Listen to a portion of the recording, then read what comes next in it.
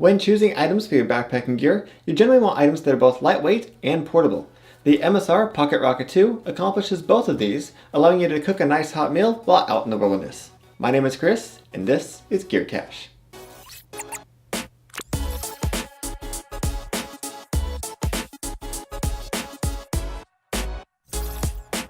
This canister-powered stove weighs in at a mere 2.6 ounces and only measures 3.5 inches long and 1.5 inches wide when compact.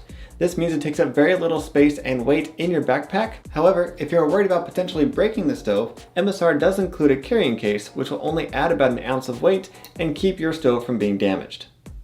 Despite its compact size, this stove outputs about 8,200 BTUs, which means it does boil water rather quickly, and while it wasn't the fastest water boil time we've seen, it wasn't the slowest either, which is quite impressive considering the stove is under half the size of any other stove we've reviewed so far.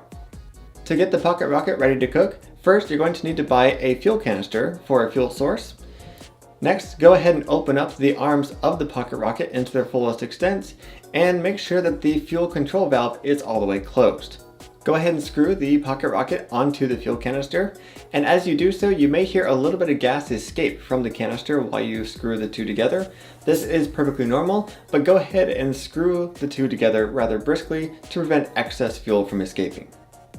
While cooking, you can use the fuel valve to adjust the heat output from full blast for a full boil of water or to a light flame for a slight simmer. The adjustment of this knob is rather sensitive, so it may take a little bit of time to get used to those tiny little movements to get the heat output that you want. Once you're done cooking, make sure you let the stove cool for at least 5 minutes before attempting to disassemble. When you're ready, go ahead and unscrew the fuel canister from the stove itself. Keeping in mind, once again, you will get some gas escaping during this process, and that is perfectly normal.